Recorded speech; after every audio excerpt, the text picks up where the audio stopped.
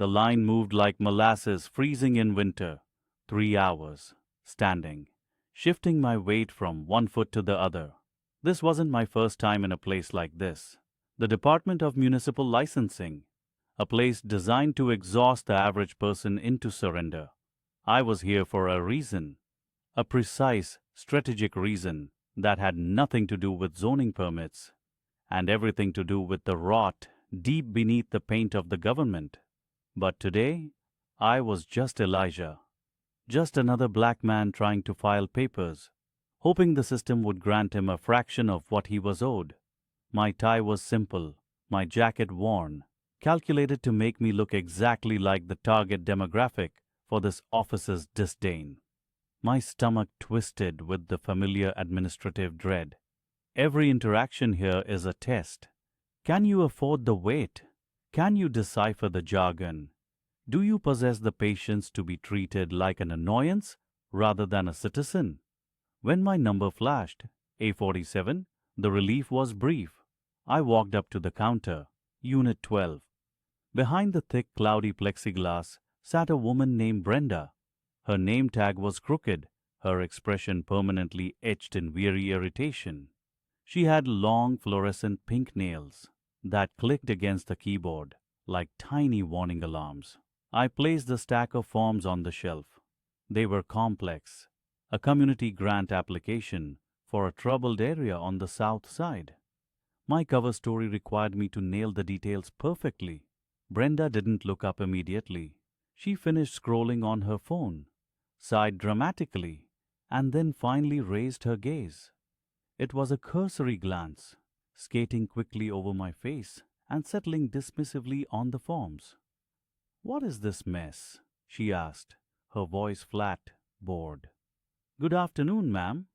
These are the application materials for the Sunchase Community Center redevelopment, filed under the Federal Relief Act, Section 401B. I spoke clearly, professionally. Too clearly, perhaps. In this environment, competence is often interpreted as insolence. Brenda took the stack and began flipping through them rapidly, her pink nails catching on the edges. She wasn't reading for content. She was hunting for failure. "You skipped Section 3, Line 7, she announced, stabbing the page with a pen. "It requires the name of the designated fiduciary trustee in bold print." I leaned closer, pointing carefully to the section she indicated. "Actually, ma'am, I marked that as NA, as per the supplemental instruction pamphlet B5, included in the envelope. The fiduciary trustee designation is only required if the applicant organization has annual liquidity exceeding 8 figures. Our current capital is precisely 7 figures, as noted on the balance sheet." I tried to keep my tone neutral, factual, but I felt the heat rising in my neck.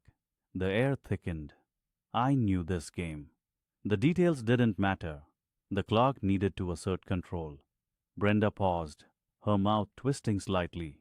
I had defeated her initial, technical challenge, and she didn't like it. Her eyes narrowed. She looked at my tie, then my hands, then back at my face, searching for a place to pivot the attack. "Oh, the supplemental pamphlet," she mocked, leaning back slightly.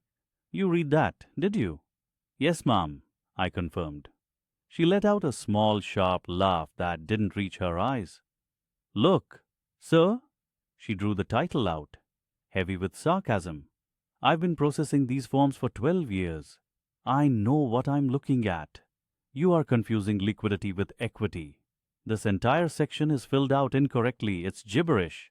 She pushed the stack back towards me, stopping me when I tried to touch them.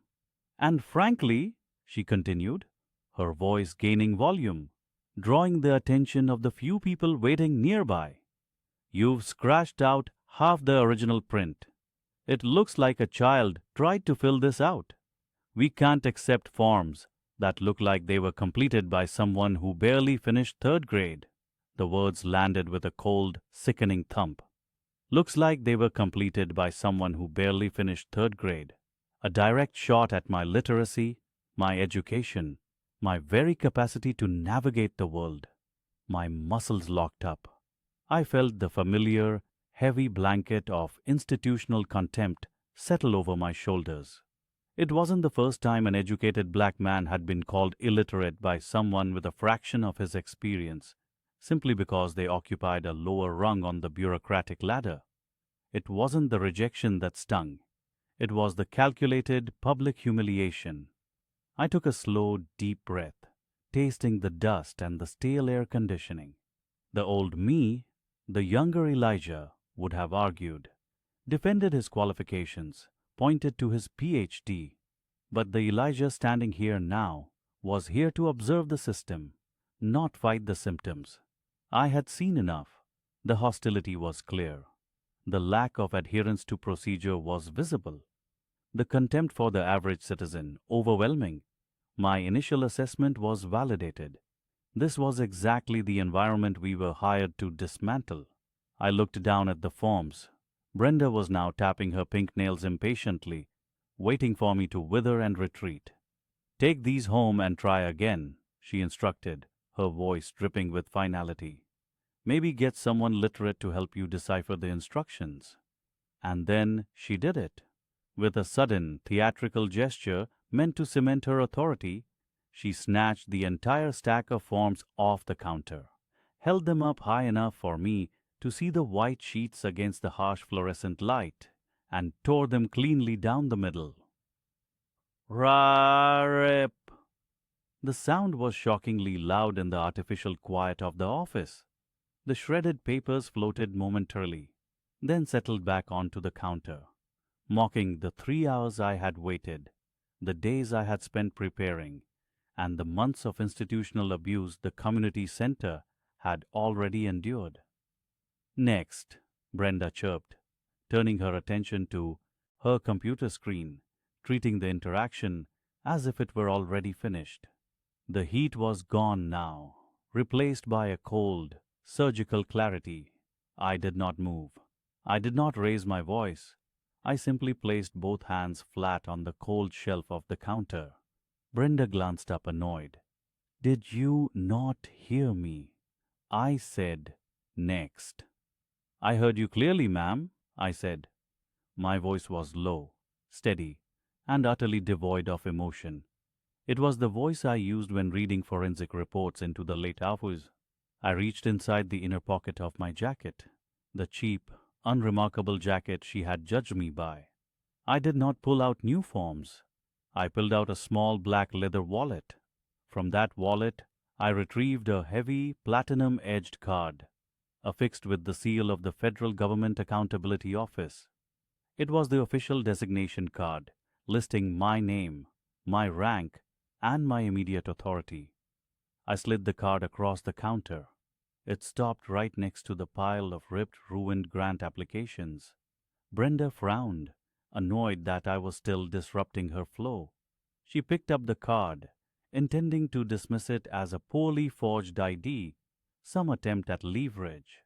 Then she read the text embossed in heavy stylized font.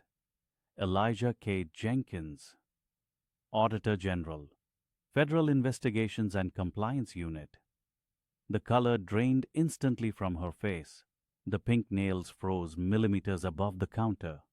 Her eyes darted from the card to the ripped papers, and then slowly, fearfully, back up to my face.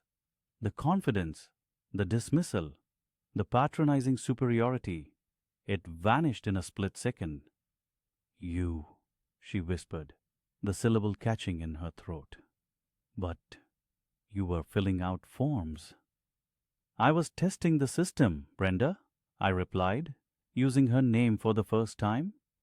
I had to determine if the frontline decay we suspected was real. "Thank you for providing us with clear, undeniable evidence of intentional obstruction, abuse of authority, and classist discrimination." I reached inside the same jacket pocket and pulled out a heavy, handheld radio transceiver, government issue, unlike the flimsy equipment this office used. I lifted it to my mouth. "Alpha 1 to control," I stated clearly, my voice now projected to the invisible team surrounding the building. "The parameters have been met. I have confirmed systemic failure at Unit 12. Proceed with Code Violet. I watched Brenda's terrified realization spread across her features. Code Violet was the lockdown, the immediate sealing of the building, the suspension of all operations, and the preservation of all digital and physical records. I lowered the radio and looked straight into her horrified eyes. You should know, Brenda, I said, leaning in just slightly.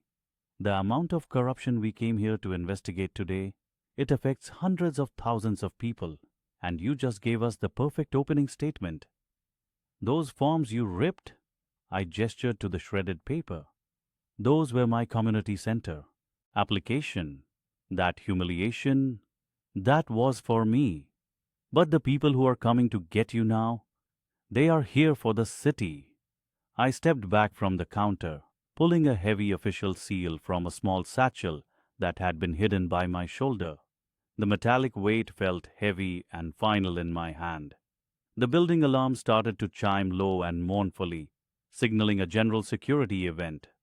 Doors began to lock electronically. I needed to find the department director's office. He was next. But first, the building had to be secured. I turned from the bewildered counter, the sound of heavy boots echoing in the hallway behind me. The true work had just begun. My quiet vengeance was just a formality. The real justice was about to be served to the entire corrupt structure. Bridge to Part 2. The lockdown begins, and the Auditor General moves deeper into the building toward the director's office. The tearing sound was thin, sharp, and cheap. Agnes had ripped the stack of meticulously prepared forms clean in half. She held the two jagged halves like evidence of my own failure. She didn't even look me in the eye when she did it. She looked past my shoulder to the next person waiting in the line she had intentionally allowed to stack up. Look, sir, we simply cannot process sloppy work. You wasted your time and you wasted mine. Go home. Try again when you learn how to read the instructions. She didn't just dismiss me. She executed the dismissal with theatrical disdain. She wanted the dozen people behind me to witness the humiliation. I stood completely still. My hands, resting on the counter, did not clench. They remained flat, palms down, absorbing the chill of the fake marble. My silence seemed to confuse her more than an argument would have. She was expecting anger. She was expecting volume. She was expecting the stereotyped, loud protest she felt entitled to crush. What she got was calm, deep, absolute stillness. Do you understand me, sir? The window is closed. Next, she barked, waving a tired hand toward the growing crowd. I didn't move. I simply looked at the torn paper.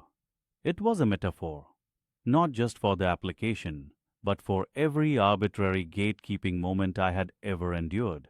The slow erosion of self-worth that these small bureaucratic tyrants inflict daily, knowing they hold all the immediate power. They thrive on that moment of quiet defeat in the eyes of someone needing help. Agnes huffed. "Security!" she called out, though security was nowhere in sight. "We have a non-compliant citizen holding up the line." I knew, in that precise moment, that her specific cruelty wasn't personal. She didn't know Silas Vance, the man, but she recognized the demographic. She recognized the opportunity to enforce a subtle, systemic hierarchy built on her temporary position of power. She wasn't angry at my forms. She was angry that I looked like I didn't belong in the spaces that required those forms. Spaces of planning, stability, and future. A memory flashed, quick as a camera shutter opening and closing. It wasn't mine. It was my father, 20 years ago, standing in a similar line, holding a letter from the bank. He was trying to secure a small business loan to keep the lights on. He was wearing his best tie. The clerk, a mirror image of Agnes, had told him his projections were too ambitious for this zip code, that the forms though technically correct, contained too much risk. She had laughed a small professional laugh. Dad had stood there, silent, just like I was now. He hadn't argued. He had just absorbed the rejection, the judgment, and the systemic assessment that determined his worth was less than the paper they were printed on. He had walked out of that bank a defeated man. It took him 5 years to recover that fire. I straightened my posture. The difference between my father's silence and mine, I realized, was that his had been born of resignation. Mine was born of absolute certainty. My forms were perfect. I had designed some of the initial draft language for those very regulations 3 years prior, before being transferred to oversight. My paperwork wasn't sloppy. It was evidence. Agnes leaned forward, her face taut with impatience. I said next, "If you can't manage simple paperwork, you need to step aside. You're disrupting the public trust." The phrase, disrupting the public trust, felt sickeningly ironic. I looked at her. I finally spoke. My voice was low, measured, and dangerously calm. "I apologize for the delay. You have handled this interaction exactly as I anticipated you would." I reached down slowly, smoothly, toward the worn leather satchel resting at my feet. It was a cheap bag, chosen specifically for this part of the assignment. It looked like the kind of bag someone who truly needed help would carry. The crowd stirred behind me. They were finally noticing the tension. Agnes scoffed, crossing her arms. "Anticipated? Are you threatening me, sir? I assure you, you have no leverage here." "No," I replied, my gaze unwavering. "I am documenting the behavior. I am confirming the internal findings." I pulled the satchel onto the counter. It was heavier than it looked. "You called me illiterate, Clerk Agnes," I continued, my eyes tracking her name tag. "You ripped my forms because you assumed my desperation gave you permission to dehumanize me." I didn't wait for her denial. I slid the satchel open. Inside, resting on the velvet lining, were not more papers, but two sealed items. One was a thick steel gray folder, stamped with the seal of the Inspector General and wrapped in official tamper-proof tape. The other item was my phone. I ignored the sealed folder for a moment. I picked up the phone, avoiding eye contact with the now wide-eyed Agnes, whose aggressive posture was rapidly dissolving into confusion and dread. I turned away from the counter, taking 3 steps back toward the bustling central hall of the Municipal Services Center. I needed a vantage point. I needed clean audio. I dialed the number I knew by heart. It was the secure line, the direct access code, the one reserved for imminent operational execution. It connected immediately. "This is Vance," I said into the receiver. My voice cut through the noise of the crowded office hall, though I spoke barely above a whisper. On the line, a sharp, crisp voice answered instantly. "Status, Auditor General Vance." I scanned the room, noting the poorly maintained security cameras and the half-empty vending machine near the exit. I saw the cheap carpets and the long lines of citizens looking utterly defeated before they even reached a window. I thought of my father. I thought of every dismissed complaint. I closed my eyes for a brief second. "The preliminary surveillance phase is concluded," I confirmed to the voice on the other end. "The data collection is complete. We have overwhelming evidence of institutional failure, widespread regulatory negligence, and deliberate obstruction of public service." I paused, looking back toward Counter 7, where Agnes stood frozen, her face pale, staring at the steel gray folder I had left on her counter. "Initiate operational protocol Delta 6, I commanded. "The building is now compromised." "Acknowledged, sir," the voice replied, devoid of emotion. "The perimeter is being secured. Estimated time to lockdown enforcement, 4 minutes. Do you require immediate security support?" I watched as Agnes finally, tentatively, reached for the steel gray folder. She touched the seal, reading the official warning about unauthorized access. She gasped, a small, choked sound. Negative, I responded into the phone. I am proceeding with the initial administrative requisition. The target is cooperating, albeit unknowingly. I will meet the advance team at the primary entry point in exactly 5 minutes. Ensure the south entrance is sealed immediately. No one leaves, no data leaves, and no service continues. I ended the call.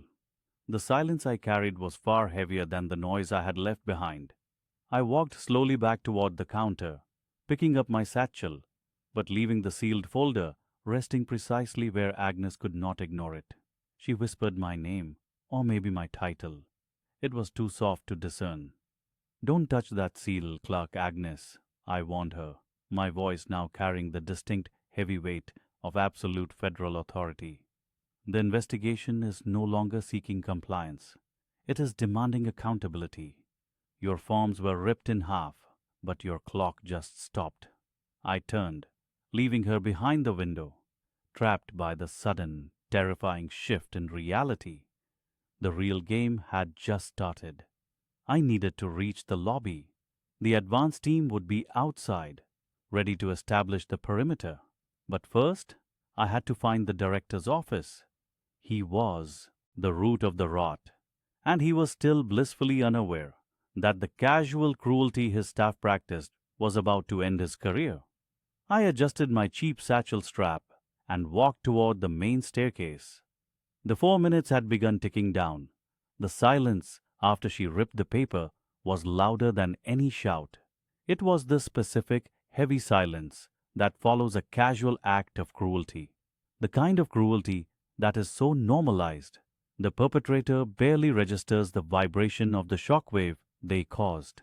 I stood there, still holding the clipboard, now empty. My eyes tracked the tiny white fibers of the torn application settling on the cheap plastic countertop. A year of planning, a morning of meticulous effort, reduced to confetti because Clerk Sharon decided I wasn't worth the ink. It wasn't just the forms, it was the inheritance of the insult. The memory hit me, sharp and metallic, like a taste of old copper. I remembered my grandfather, a bricklayer who built half the roads in this county, being refused a simple library card because his penmanship was deemed too rough by a younger, paler man behind a similar desk 60 years ago. He hadn't been illiterate. He had just been tired. He had been black.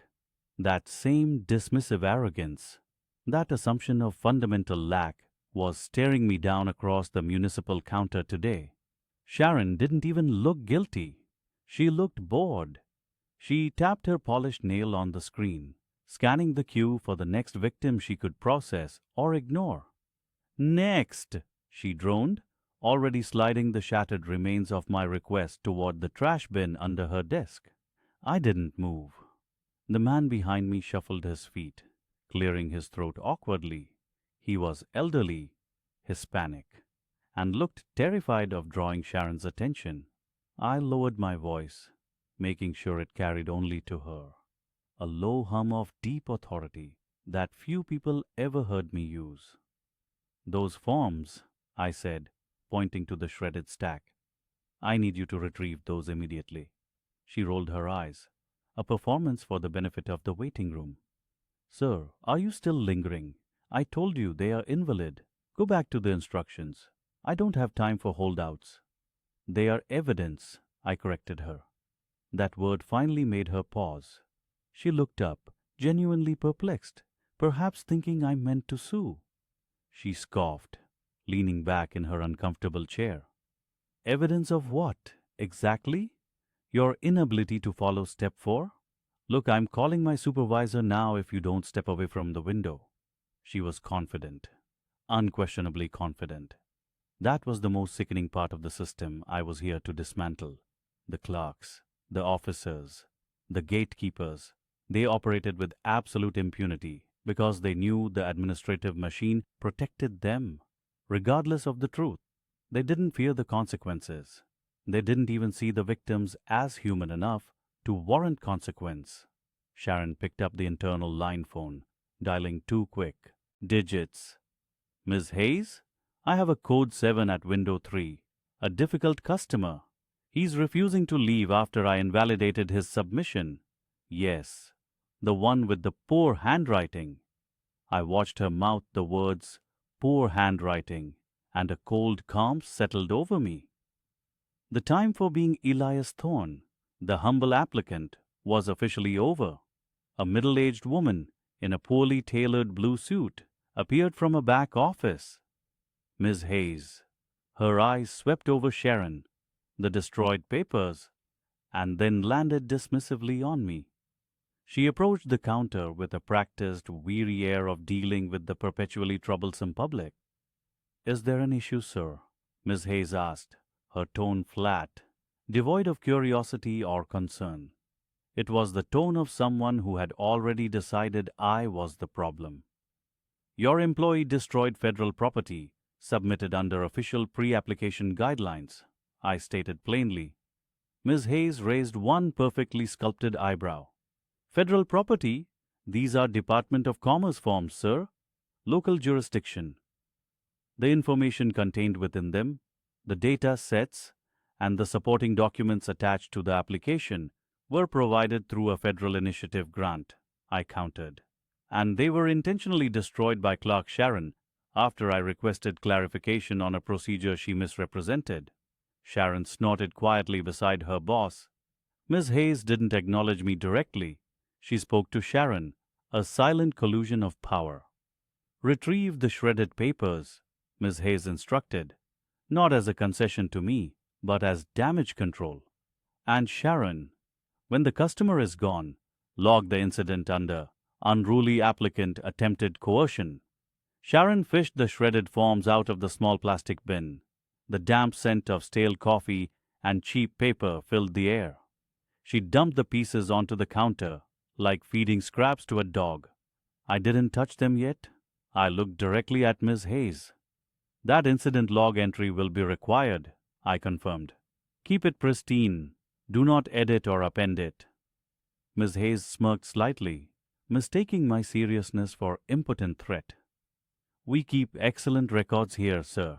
Now, unless you are going to file a formal complaint, which will take 90 days to process, I suggest you vacate the window.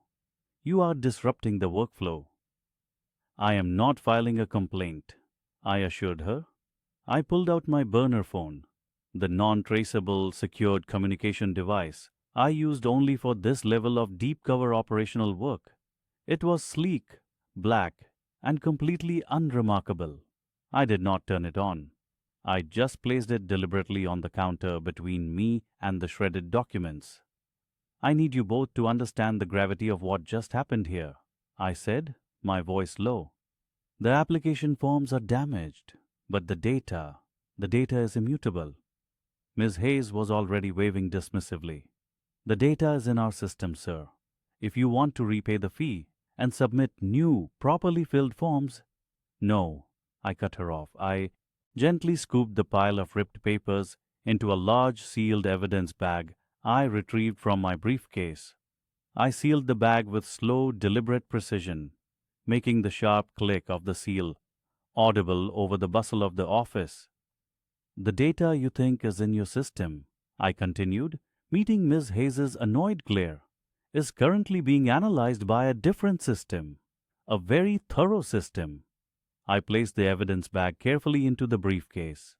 I looked at Sharon, who had gone pale, perhaps sensing the shift in the atmosphere. "Clerk Sharon," I said, emphasizing her title. "You referenced my inability to follow procedure. I assure you, the procedure I follow is infallible, and the consequences for obstruction of a federal review are far more severe than the penalty for a simple misspelling." I paused, letting the word federal hang heavy in the air, a silent, unannounced earthquake. I did not reveal my credentials yet. That was the next scene, the climax of the investigation. But I needed them to sweat, to recognize the precise, awful moment they had passed the point of no return. "Do you enjoy working here, Miss Hayes?" I asked, my tone flat, purely investigative. She bristled. That is utterly irrelevant. It is the only thing that matters right now, I countered.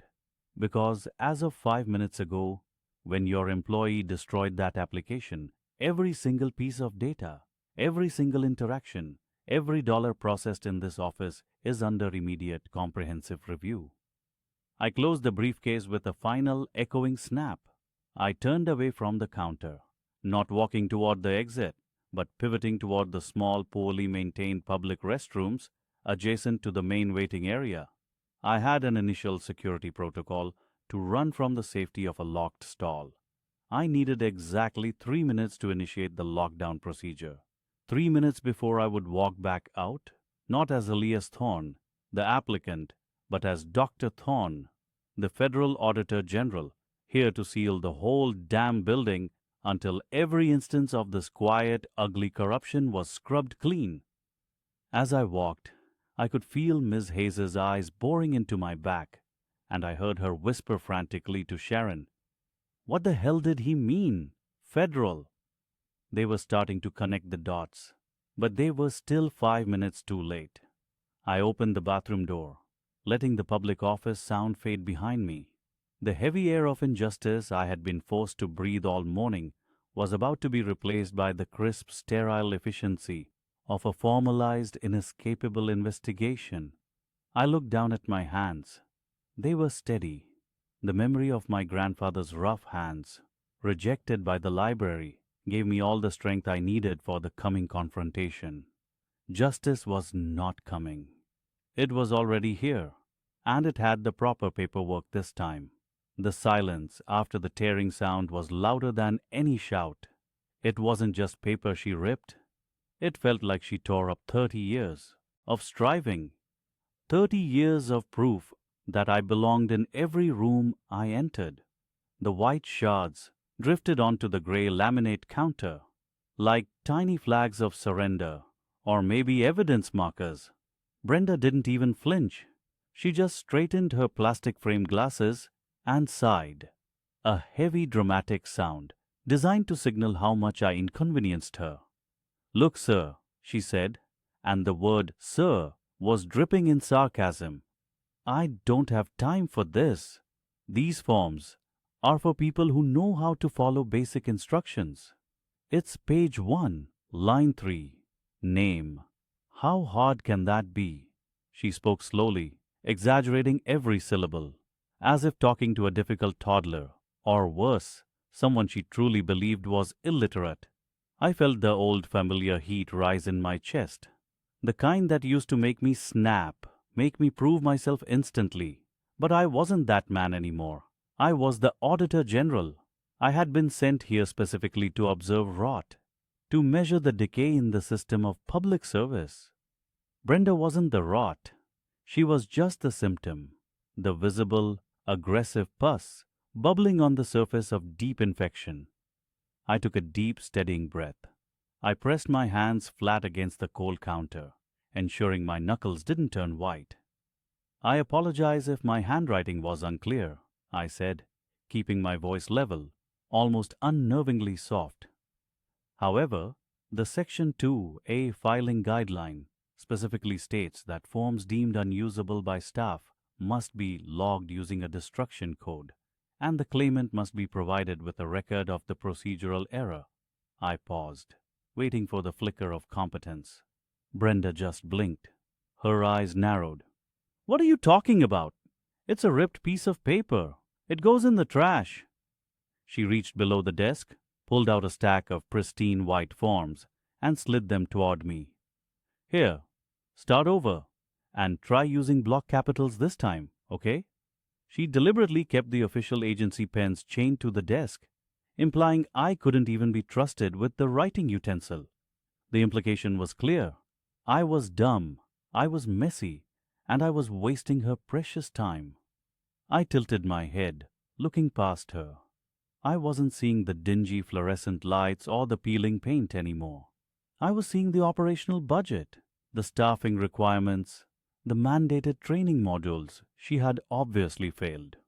"Miss Jenkins," I said, using her name for the first time. noting the slight shift in her posture when she realized I had read her name tag. I need a copy of the Internal Memorandum 33D, the one detailing the revised filing procedures for Schedule C tax exemption claimants. This was a test, a simple procedural request. Any employee in this office, handling these documents daily, should know exactly what that was. It was basic compliance documentation. Brenda frowned, completely lost. The what?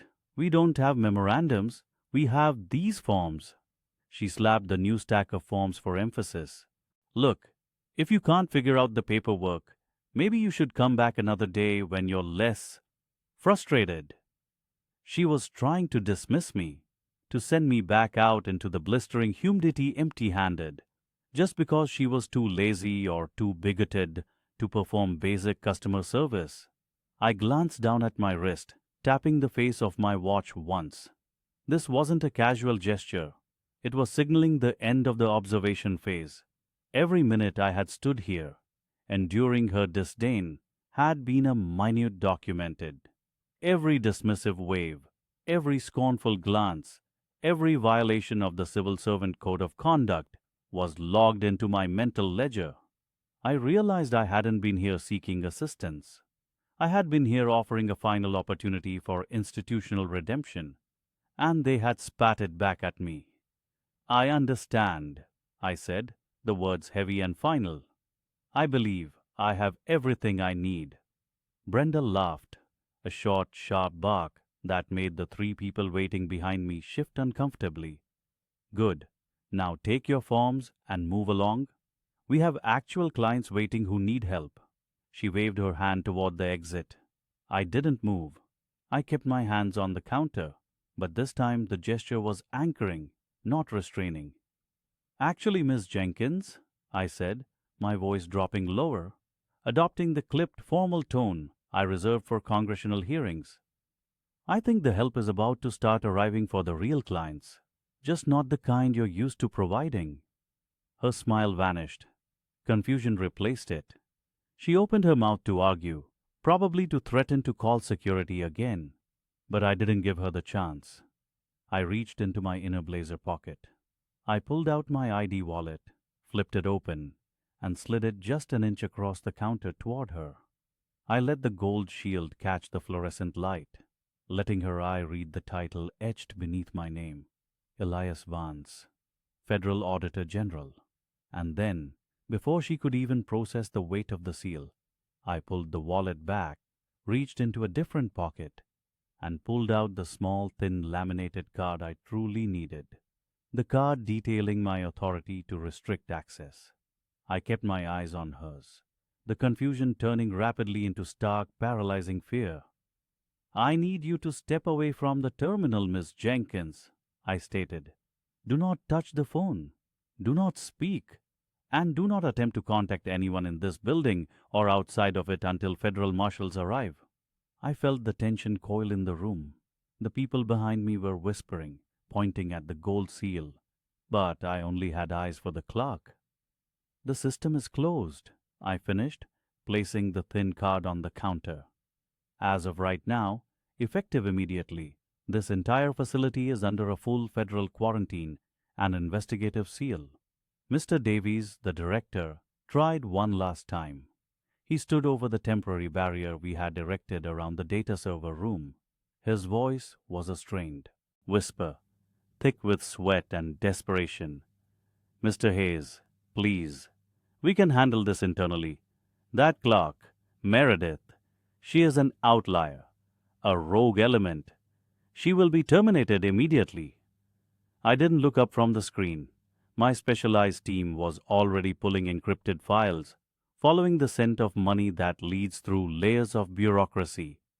Isolated incidents, I said, the words tasting like dust. That is what you always call them, isn't it? I finally met his eyes. They were puffy, red from lack of sleep and too much fear. Mr. Davies, I continued, speaking slowly, deliberately. The forms she ripped were merely the veneer, the surface insult. We are past the forms now. We are looking at the foundational support beams of this organization. My team lead, Agent Chen, slid a tablet across the desk to me. The screen displayed a heat map of service request processing times.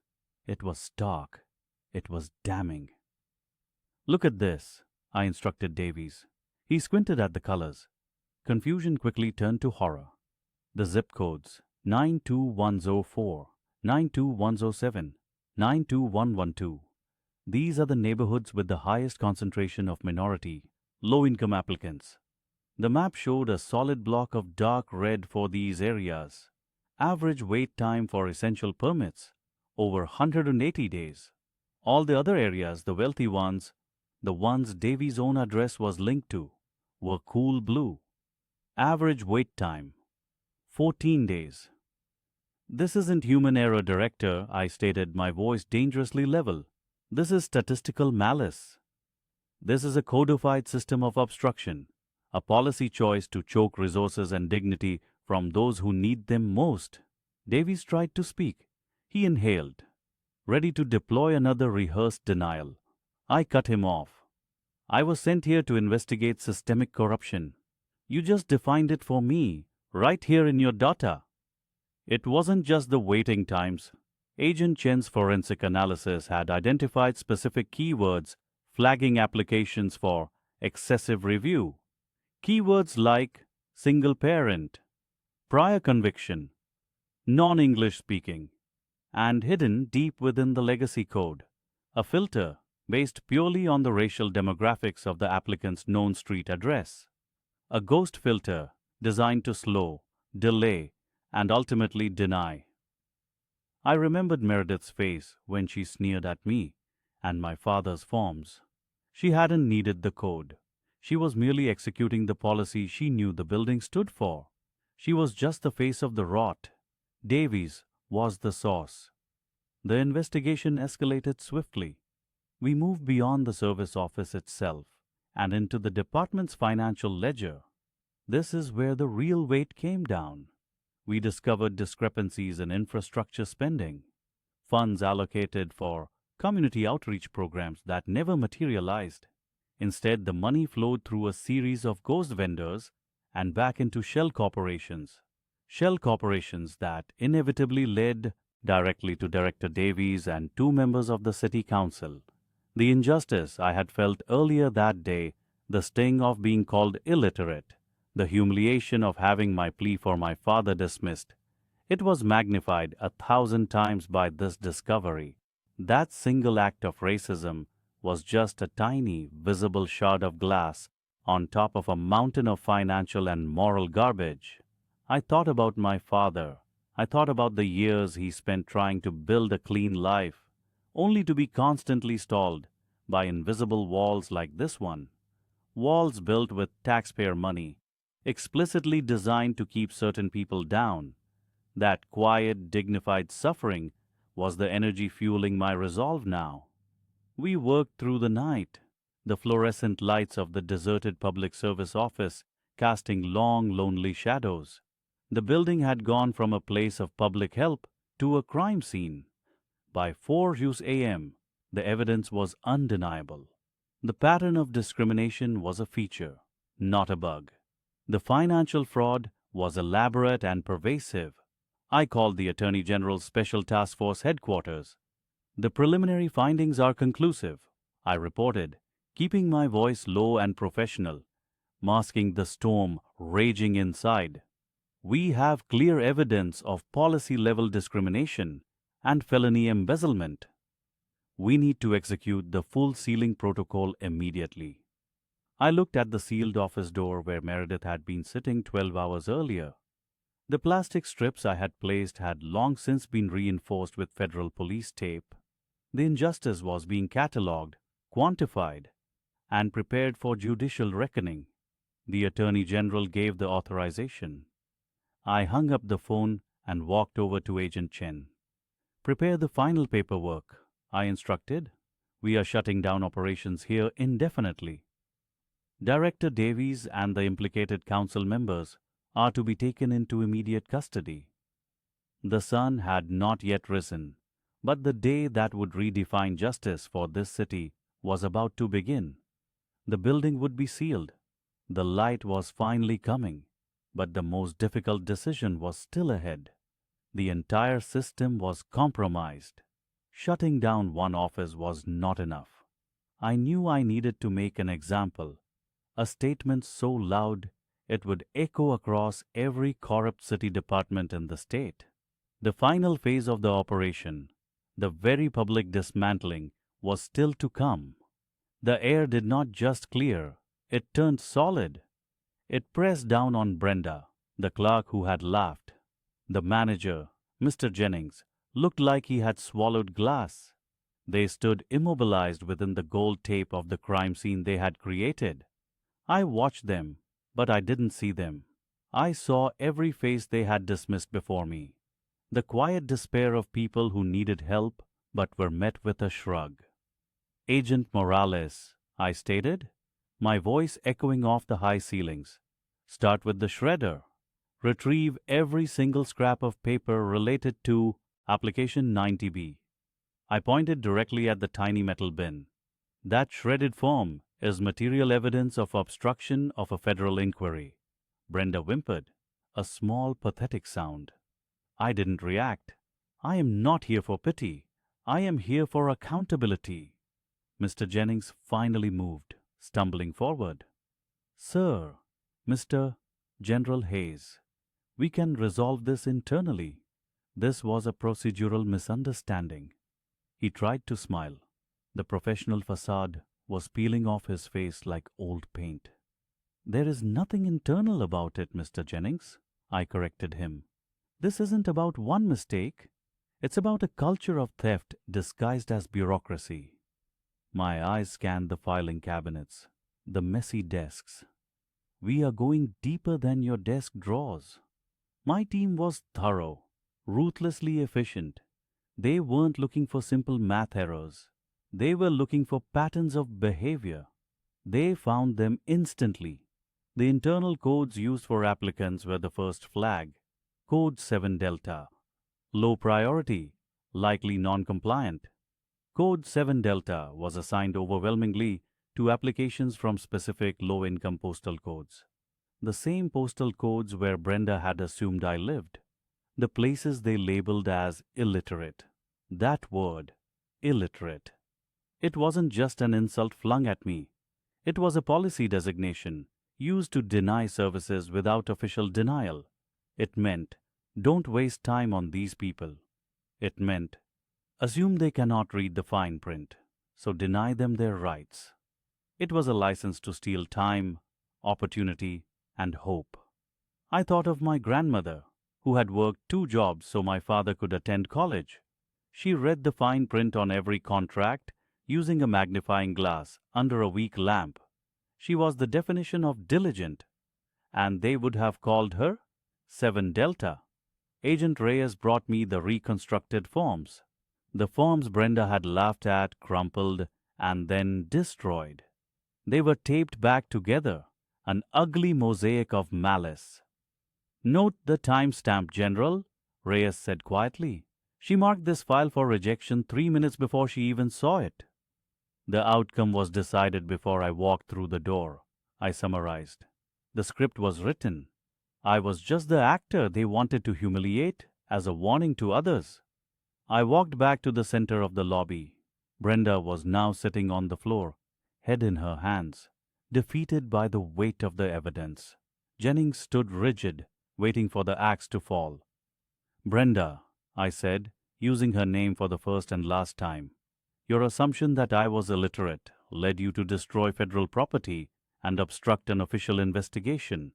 But your casual contempt, the way you shredded hope and dignity with those papers, that is the systemic poison we came here to clean out. You didn't just deny me service.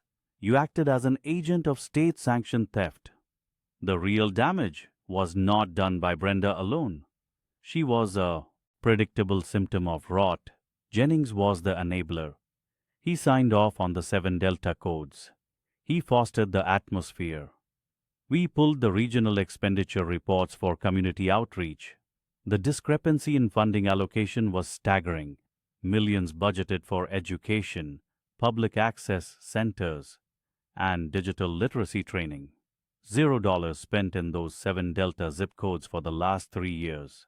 The funds had vanished, rerouted into shell contracts held by friends and associates of the regional director, Mr. Henderson. The audit expanded immediately. We weren't just sealing this office. We were sealing the entire regional apparatus of fraud and discrimination. I instructed my team to escort every employee out. They looked terrified, realizing their paychecks were on hold, their futures put under a federal microscope. As Jennings was led past me, his face was gray, the color of wet cement. He whispered, "What happens now?" I looked him dead in the eye, devoid of any personal feeling. "Now, the people you denied access to will finally see the ledgers and the truth. Now, we find out where all that money went and who else profited from labeling people like me low priority." I signed the final order, authorizing the seizure of all digital assets and servers across the entire district. This building was shut down. The immediate embarrassment was complete. But the investigation was just opening up. The real fight, the one that would expose the names higher up the chain, was about to begin. I walked out into the cold afternoon sun, leaving the sealed empty building behind me. The silence was heavy. The justice, however, felt light. I knew Henderson, the regional director, was already calling his lawyers, but he didn't know I was already sitting in his private office, waiting for him. Director Henderson was practically vibrating. He paced the tape line, trying to modulate his voice from panicked pleading to official annoyance. "Agent Thorne, this is extreme overreach. I assure you, whatever minor procedural anomalies you discovered—" I cut him off, my voice steady, amplified slightly by the acoustics of the empty, now cold lobby. "Director, the anomalies are not minor. The preliminary review of the last 90 minutes confirms systematic diversion of funds earmarked for low-income housing subsidies." He stopped dead. "Diversion? Those funds were simply delayed due to administrative overhead."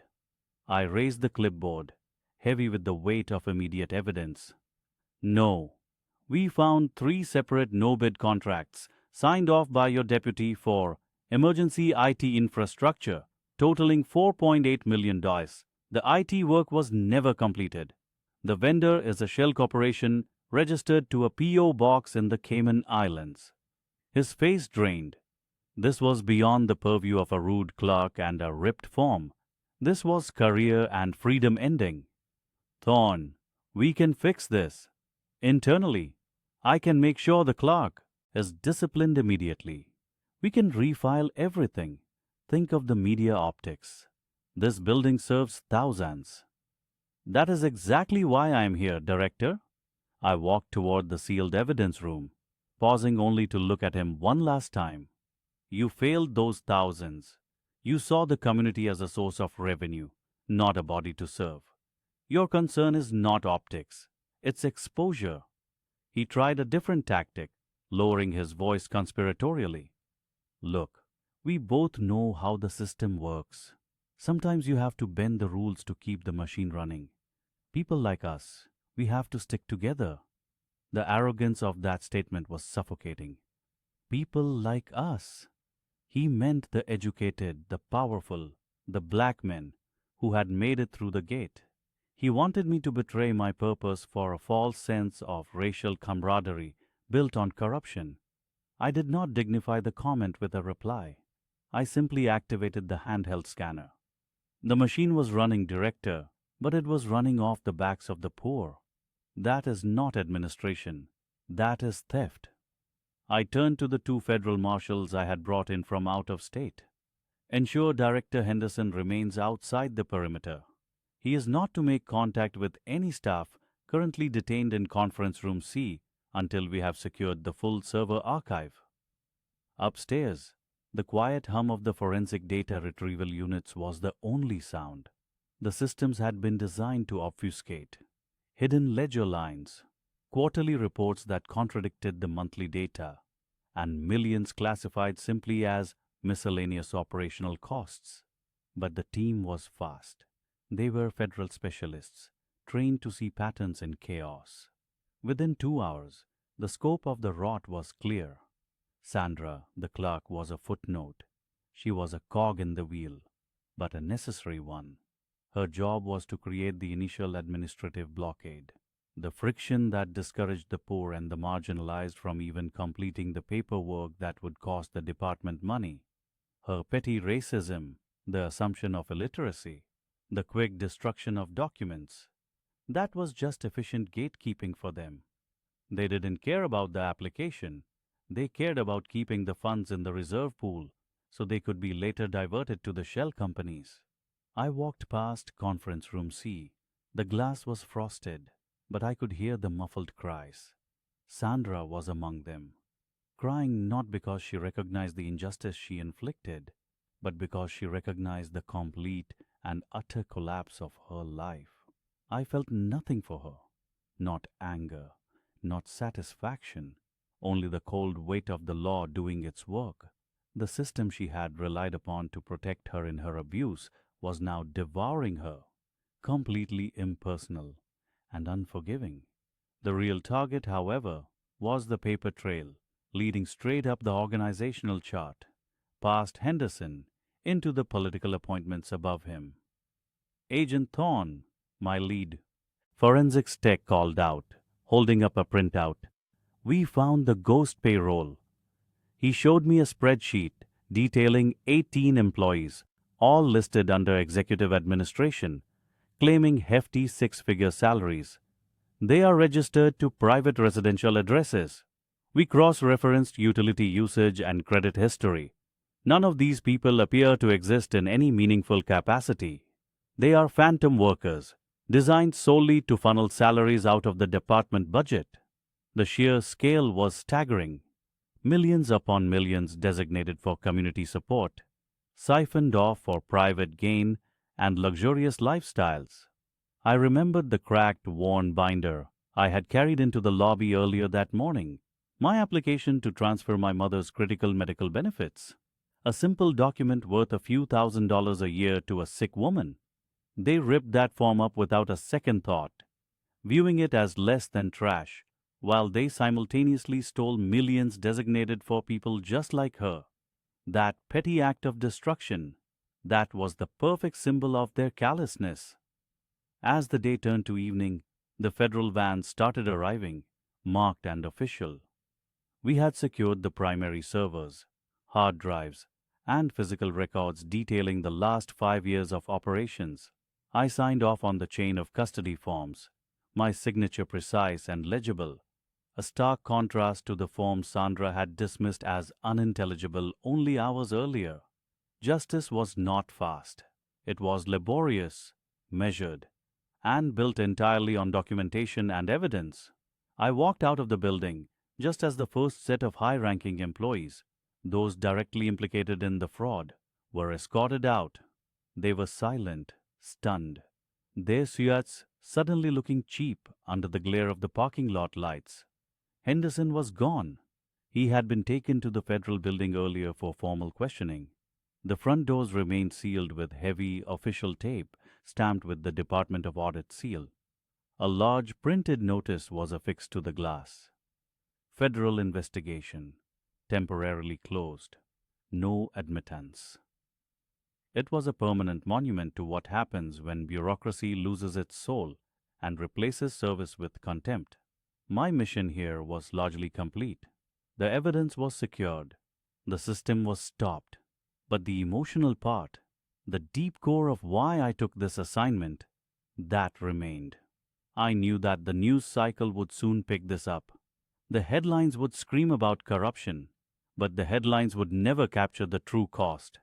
The families denied aid, the students who couldn't get grants, the mothers waiting months for benefits that were stolen before they were ever allocated. I got into the unmarked sedan, the engine running quietly. I had one more thing to do before I could officially close this file.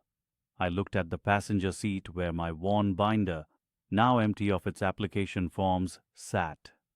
I needed to make sure that the people hurt by this system, starting with my own mother, finally received the service they were owed.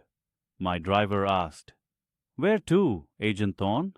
I looked back at the cold, dark building, now a tomb for corruption. "Take me to the City Hall Records office. I have a transfer request that needs to be expedited immediately. I think they'll take my application seriously this time." The rest of the reckoning, the arrests and the public disgrace, would unfold tomorrow. I was ready for it. Part 7 of 8.